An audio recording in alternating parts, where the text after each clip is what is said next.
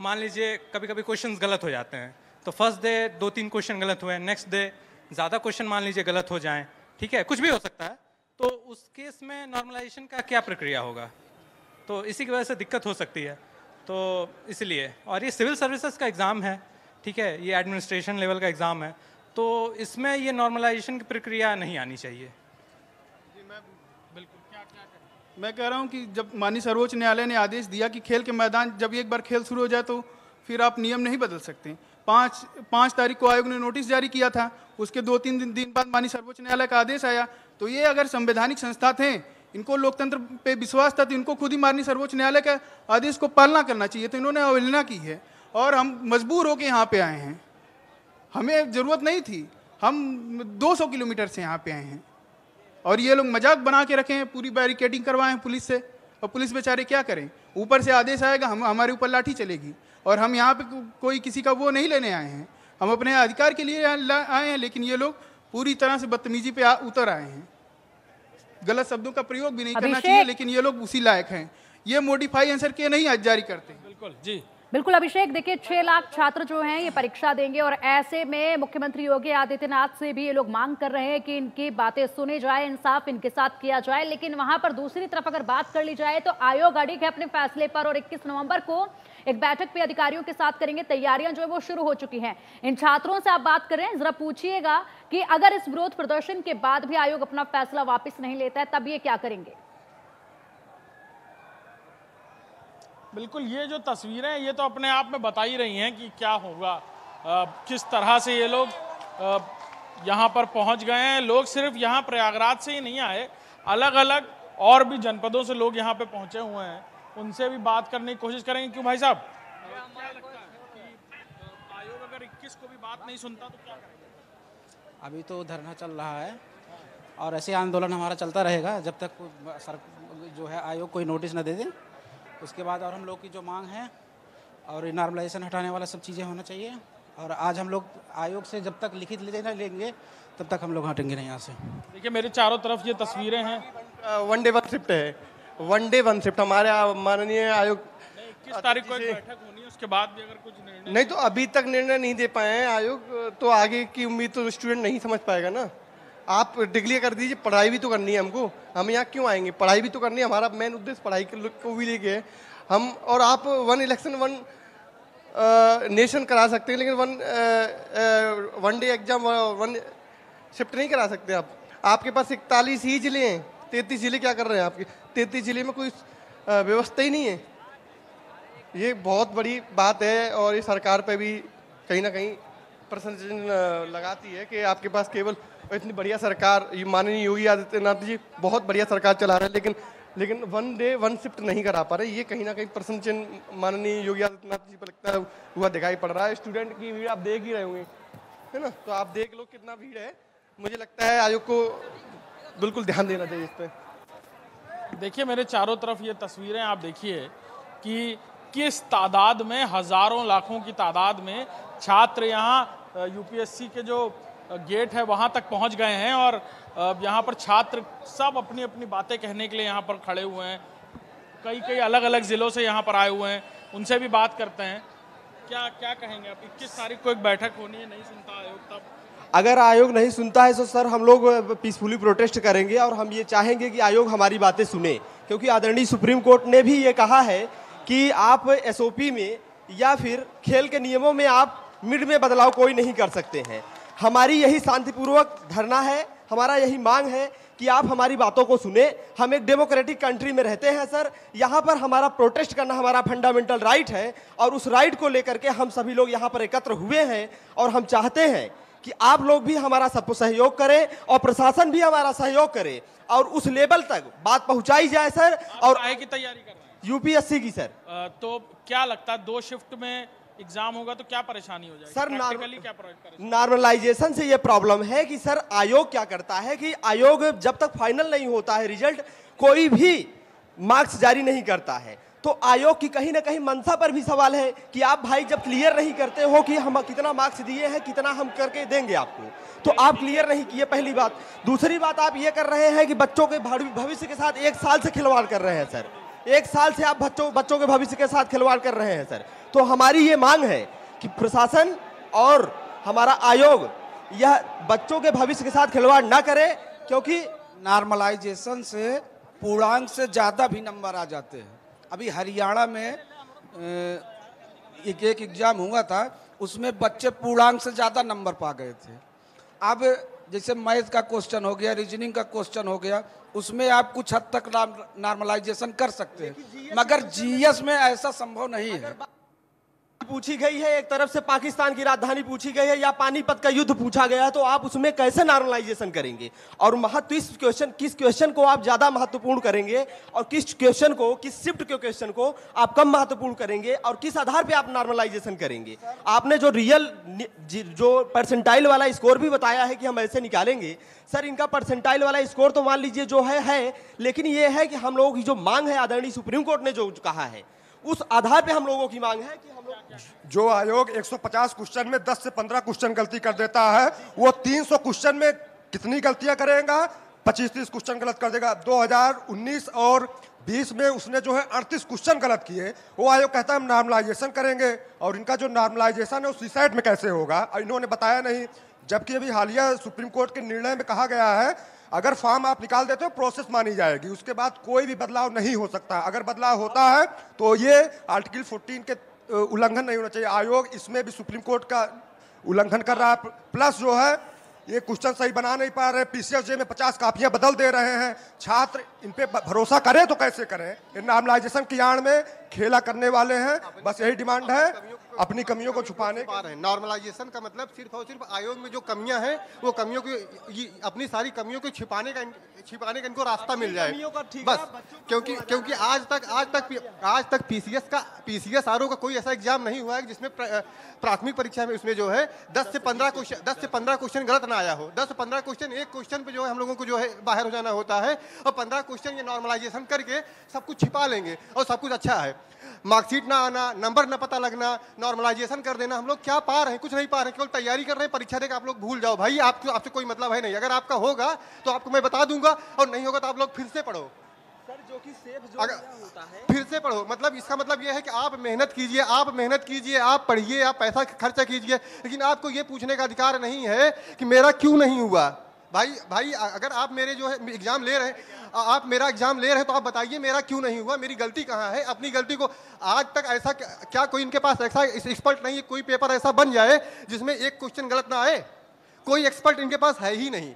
उसकी चोरी करने का सीधा रास्ता है इन लोगों के पास, और चोरी करना चाह रहे हैं। और चोरी में जो है, चोरी को भी ईमानदारी से, भाई सब कुछ सही है, आप लोग ये जानते रहिए, मतलब चोरी भी ईमानदारी से करना चाह रहे हैं। अगर चोरी से करें तो हो सकता है जो है ये ना करना पड़े, लेकिन चोरी के लिए इनको ईमानदारी चाहिए।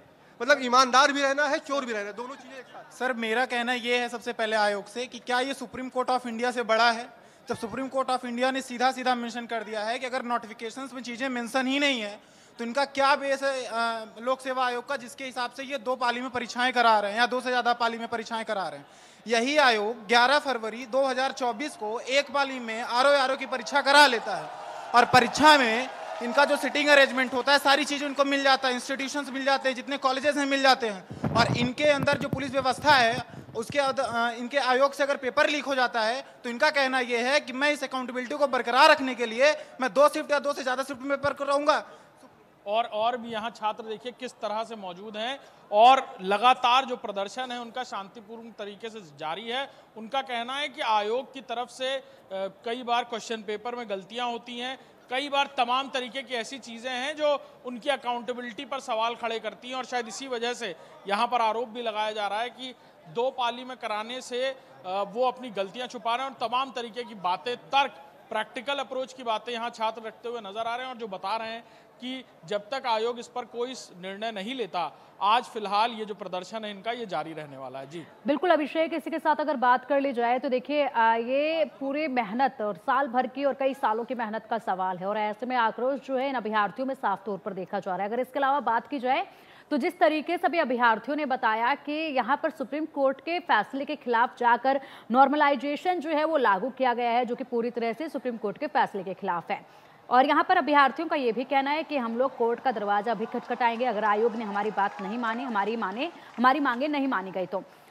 टाइम अब कम है और 27 से 28 दिसंबर को जो है परीक्षा, 22 और 23 दिसंबर को परीक्षा होनी है। और ऐसे में 22-23 दिसंबर से पहले अगर आयोग बात नहीं मानता है और यहाँ पर कोर्ट का दरवाजा खटखटाया जाता है, कोर्ट का क्या रुख इसमें हो सकता है, क्या बात कोर्ट तक जा पाएगी और या फिर उससे पहले कोई समाधान इसका निकल जाएगा, और अगर कोर्ट तक बात जाती है तो क्या समाधान निकलेगा, कितना वक्त लगेगा पूरी प्रक्रिया में? हाँ बिल्कुल, अब ये सारी बातें हैं और जब बात इस तरह की अपने अधिकारों को लेकर आ जाती है और वो भी सीधे भविष्य से जुड़ा हुआ है, मामला कोर्ट भी जा सकता है। आप लोग कोर्ट का भी दरवाजा खटखटा? जी बिल्कुल, कोर्ट का दरवाजा खटखटा जा सकते हैं, क्योंकि आयोग को ये चीज़ पहले से जाननी चाहिए कि नोटिफिकेशन तो आप दे दिए, पहले मार्च में आप परीक्षा कराने के लिए बोले 1 शिफ्ट में, बाद में आपको कोई चेंज करने की क्या ज़रूरत थी, आप बताइए हमें। ठीक है, आरओ और पीसीएस के लिए आप 2 शिफ्ट में पेपर क्यों कराना चाहते हैं? हम मानते हैं सरकार का दबाव है आयोग को, चलो ठीक है, सरकार का इतना दबाव हो गया कि बच्चों का भविष्य खराब करेंगे 2 शिफ्ट में करा के एग्जाम। अब नॉर्मलाइजेशन क्यों कराया जा रहा है हमारे, ये बताइए। अगर नॉर्मलाइजेशन होगा तो जाहिर सी बात है भ्रष्टाचार होगा, जरूर होगा, क्योंकि आप देखिए एसएससी की जितनी वैकेंसी होती है, अधिकतर मैं जानता हूं जिसको नॉर्मलाइजेशन उसमें होता है, और नॉर्मलाइजेशन जिसमें भी हुआ है उसमें 100% तो मैं नहीं बोल सकता, लेकिन 50% उसमें भ्रष्टाचार फैलता है। तो हम इस समय प्रोटेस्ट कर रहे हैं, नॉर्मलाइजेशन ना कराया जाए, 2 शिफ्ट में एग्जाम ही ना हो, यूपी पीसीएस या आरओ कोर्ट जाएंगे तो फिर तो और लंबा वक्त, हाँ तो काफ़ी लंबा वक्त लग जाएगा। कोर्ट जाने का मतलब कि वैकेंसी पूरी की पूरी एकदम लंबाई खींच जाएगा। और नॉर्मलाइजेशन लाने का सबसे मेन मकसद ये आयोग का, तो वो अपने ही लोगों को अंदर लाना चाहता है, जो कि केवल जो पैसे के बल पे जो आएंगे वो भी वही अंदर जाएंगे। नॉर्मलाइजेशन में कैसे तय कर सकते हैं कि पेपर कौन सा टफ होगा, कौन सा इजी पेपर होगा? कोई ये मैथ का तो क्वेश्चन है नहीं कि मैथ का क्वेश्चन है कि एक में A+B का होल स्क्वायर पूछ दिया, दूसरे में, तो इसके हम जजमेंट उसमें करना काफ़ी मुश्किल हो जाता है कि कौन सा पेपर टफ होगा, कौन सा ईजी होगा। ये जो है पेपर ह्यूमनिटी का पेपर होता है, तैयारी के हिसाब से भी डिपेंड करेगा ना, ये तो सबकी तैयारी, सबके वैल्यूज। नॉर्मलाइजेशन जो है सर, वो क्रिकेट में डकवर्थ ल्यूइस नियम के तहत है, जिसका पैरामीटर वो आयोग के पास है, किसको कितना स्कोर बढ़ाना है, क्या करना है, ये सब आयोग को डिसाइड करना है।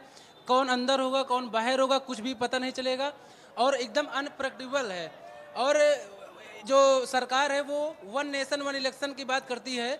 इतने बड़े लोकतंत्र में उसको इलेक्शन कराने के लिए संसाधन मौजूद हैं, लेकिन बच्चों के भविष्य के साथ खिलवाड़ करना हो, इनके पास 1 डे 1 शिफ्ट के लिए संसाधन नहीं है कि पेपर करा पाएँ 1 दिन में।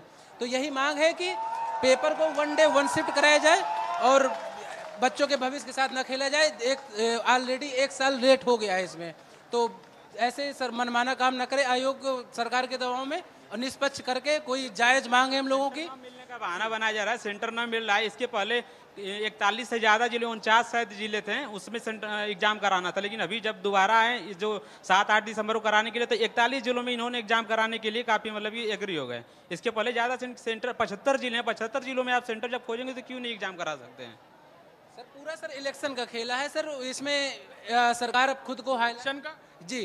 तो क्या हुआ कि जैसे अभी मुद्दा जानबूझ के उठाया गया है, उनको पता है कि जो छात्र हैं वो विरोध करेंगे, अभी जब विरोध होगा उसके बाद ये इसको पोस्टपोन करके क्रेडिट तुरंत ले लेंगे, बस यही इतना है। जब इलेक्शन आता है, चाहे उपचुनाव हो चाहे चुनाव हो, सरकार का यही काम रहता है कि कोई ना कोई। आप नई बात कर दे रहे हैं कि सरकार खुद ही मुद्दा बना रही है और फिर खत्म कर देगी ताकि आप लोग वोट दे दें। नहीं, अभी नहीं देने वाले। नहीं, जैसे क्या होता है कि अभी जैसे सरकार उठाई मुद्दा, अब अगर क्या नाम है पोस्टपोन करेगी जब, तो बच्चों ये होगा कि बच्चों के हित में लिया गया फैसला है, क्रेडिट ले लेगी, बस इतना सा ही है कि जैसे अपने आप को दिखाए कि हाँ छात्रों के मांग को देखते हुए खुद ही सड़क तोड़ो और फिर बना दो। जी, बस वही चीज है कि जी खुद क्रेडिट लेना चाह रही सरकार, बस और कोई बात। पहले भी जो कैंसिल हुआ आरओ उसमें सरकार का ही रोल था, जो है कि आयोग ने आज तक अभी कोई दिलचस्प बातें भी यहाँ छात्र साथी कर रहे हैं अपनी अपनी तरह से, और यही देखिए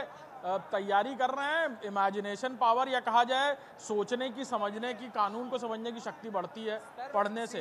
जी बात है, जो सरकार 1 नेशन 1 इलेक्शन की बात कर रही है, उसके पास इतने बड़े लोकतंत्र में चुनाव कराने के लिए 1 दिन में संसाधन है, लेकिन छात्रों के भविष्य के साथ खेलने के लिए उसके संसाधन नहीं है।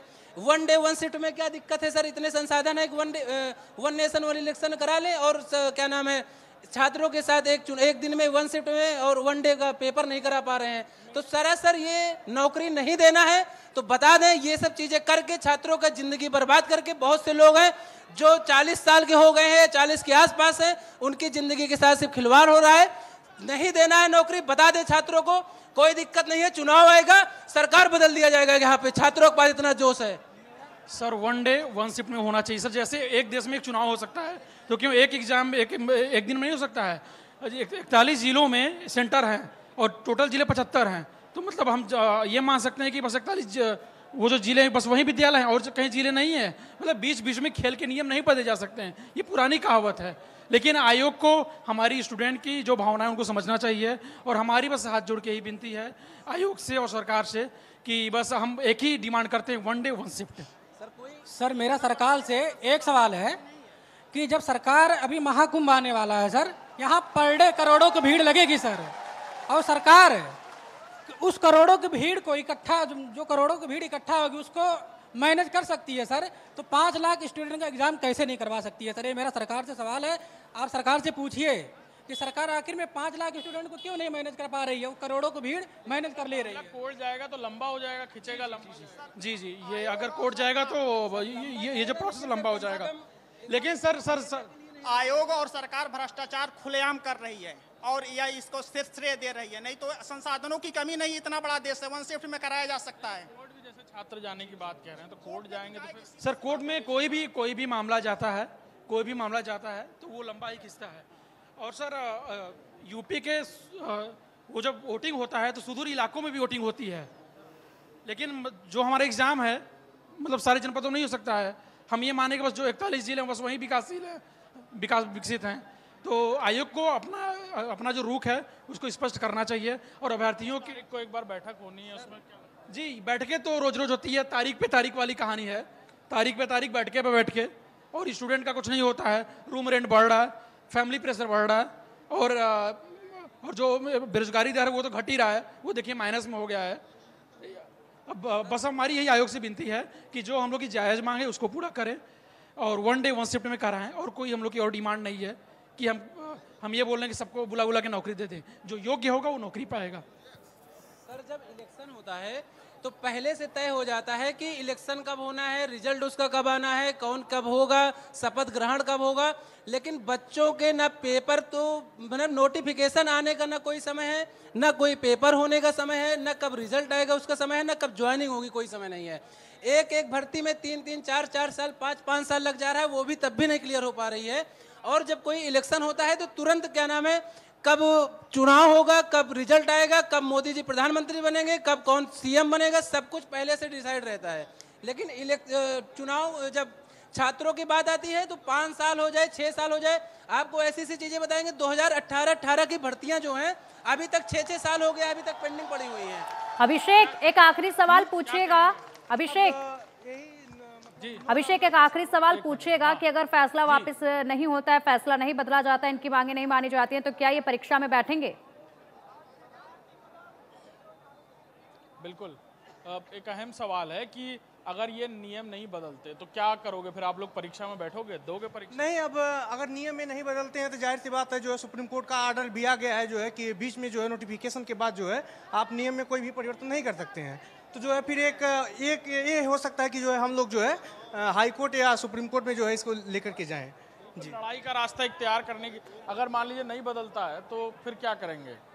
हम लोग आंदोलन किया जाएगा और सबसे बड़ी बात नॉर्मलाइजेशन के माध्यम से लाल फीता शाही लाना चाह रहे हैं लोग। भ्रष्टाचार का एक मानक बन गया है और पारदर्शिता और जवाबदेहिता हमारा लोक सेवा आयोग खो दिया है, जिसके द्वारा शुचिता पर प्रतिचिन्ह खड़ा हो रहा है। परीक्षा में बैठेंगे आप लोग अगर नहीं होता है तो? सर फैसला नहीं बदलता तो? अब सरकार है, सरकार जैसा हम लोगों को रखना चाहे सर हम उसी हिसाब चलेंगे। लेकिन सर हम अपने अधिकारों की मांग करते रहेंगे हमेशा। बिल्कुल अभिषेक, आप परीक्षा में बैठेंगे अगर मान लीजिए नहीं होता है बदलाव तो? जी सर, अब देखिए जो भी हमारे स्टूडेंट यूनियन का सर फैसला होगा उसी हिसाब से हम काम करेंगे। सर मैं अब न्यूज इंडिया के माध्यम से देखिए जिस तरीके से विरोध प्रदर्शन हो रहा है, सरकार से पूछना चाह रहा हूँ सर कि यहाँ जो जितने भी बच्चे हैं लगभग सर यहाँ पे 60 से जी बताइए बिल्कुल बिल्कुल अभिषेक, देखिए जिस तरीके से विरोध प्रदर्शन यहाँ पर हो रहा है, ऐसे में जाहिर सी बात है कि इस प्रदर्शन का परीक्षा पर तो गहरा असर जो है वो देखा ही जाएगा, लेकिन फिलहाल देखना ये भी होगा कि क्या आयोग